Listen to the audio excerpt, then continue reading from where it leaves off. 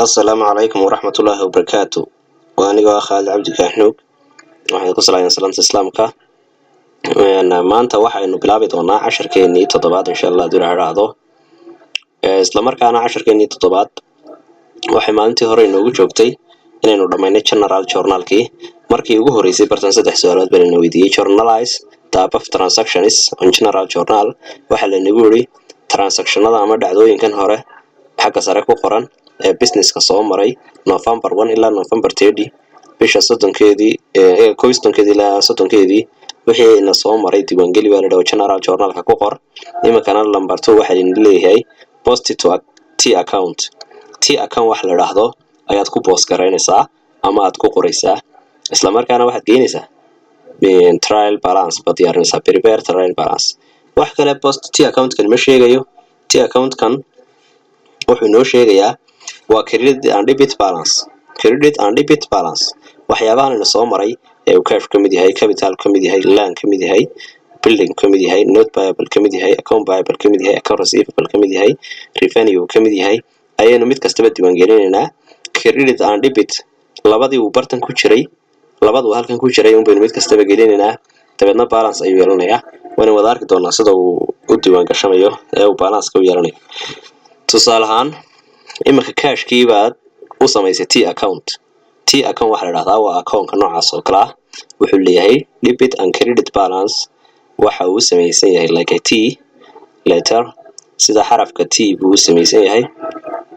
sida xarafka t sida halka wada arkisaan labada dhinacna waxa yaala labadii miisaamayay debit and credit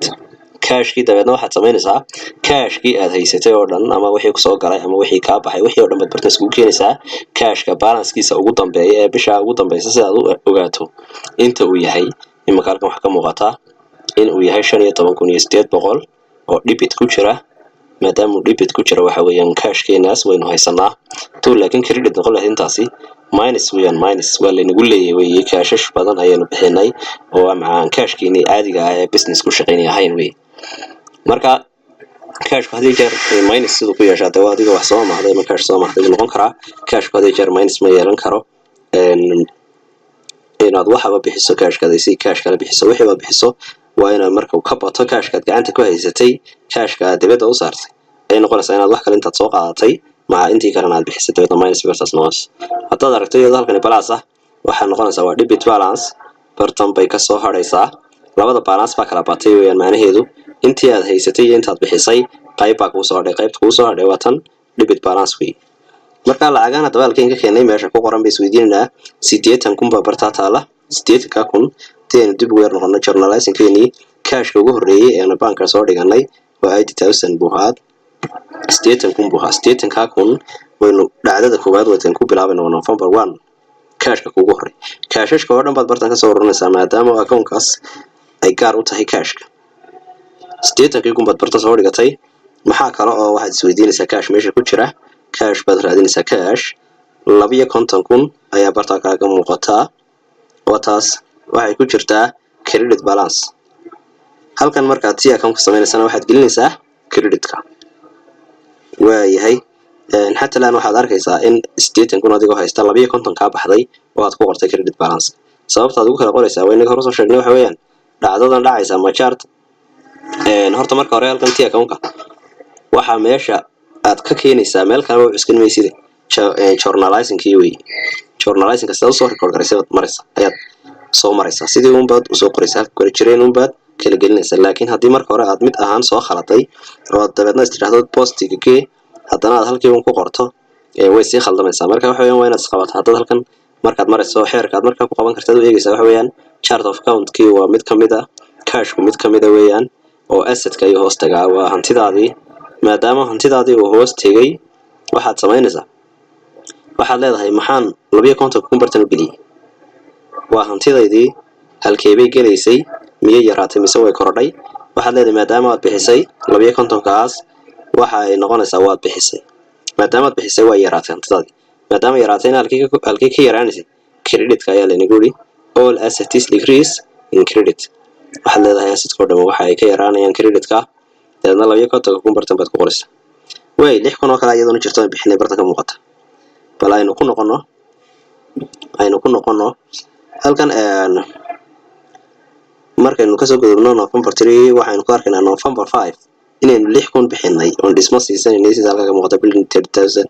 36,000 cash bin 6,000 bixinay waxaynu ku dhigtay waxa kale nama khasayaan waxaynu dooranaa oo kaliya taa account-kan markaa marayna waa cash-ka ku jiraada halku ku jira 6,000 waxay ku jirtaa credit-ka halkanna waa intii account-keeda 6,000 aynu ku aragno 6,800 baa hadana bartaan ku arkaynaa waanu bixinay iyadana 6,800 iyaduna xageebay ka timi isweydiinaa dabeedna waxaad sorry idara lahada waxaynu ku soo noqonaynaa journalizing-keeni 6,000 oo cash aad bixisay bal cash taas 6,000 oo cash ay bixinay waa sax cash kala raadi 600 oo cash ayaduna kusoo gashay way 6,000 baynu sheegaynay waa tii baxday 6,800 baa iyaduna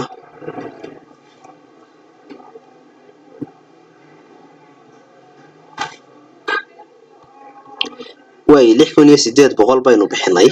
6,800 baynu bixinay waxaanu tagaynaa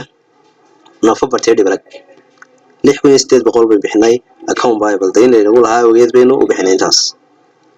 marka dhacdadaas ay horeysay transaction-kaas ay horeysay journalizing-ka T post T account-ka 6,800 baynu horeysay 600 ayadoo 600 baa kusoo gashay bal waatan debit-ka ay qoran tahay 600 baa kusoo gashay 600 si nagu soo gashay in iyadana eegina 6,800 soo aragnay 6,000 soo aragnay 2,000 soo aragnay 8,000 soo aragnay 600 bayna iyadana eegina 600 waatan November 25 bay qoran tahay cash bayna soo galay 600 account receivable way waa deyn cid kale ka timi marka ka kale nama khusay laakiin cash ka baynu eeganayna maadaama tii account-ka aan sameeyay uu yahay cash way cash keeni 600 bayna soo gashay way cash-kii oo dhan waynu dhamaystirnay wax kale oo cash aan ka tagnay ma jiro oo journalizing-ka in ka soo saareynay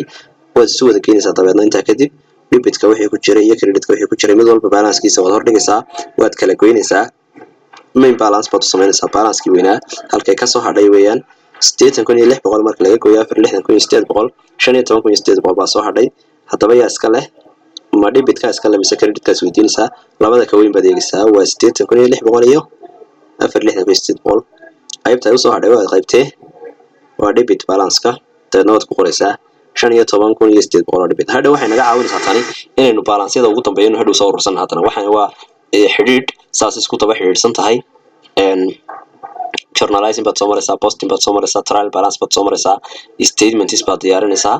dabeedna account-nadii baad wada xidhaysaa xisaab xidhkii bisha saas ku dhacaya marka maadaama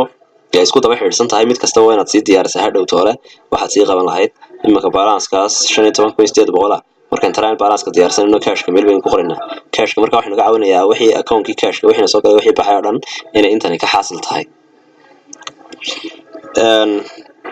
account-ka labaad ee aan sameynayna waxa weeyaan waa kaas xagga ugu sareysan ka soo bilownay cash baynu soo marnay tii account-kiisa waan sameynay capital baynu markaan sameynaa capital-ku mar kaliya ta ayaynu wax maal gelinay oo inta aan ku furnay mooyo wax kale kuma inaan soo darin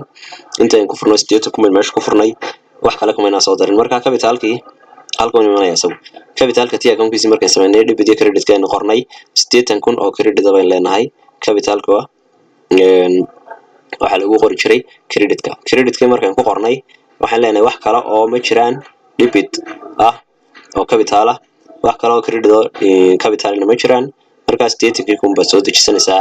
waxaad ku qoraysaa balance-kiisana qaybta uu yahay waa credit balance wax kale ma jirin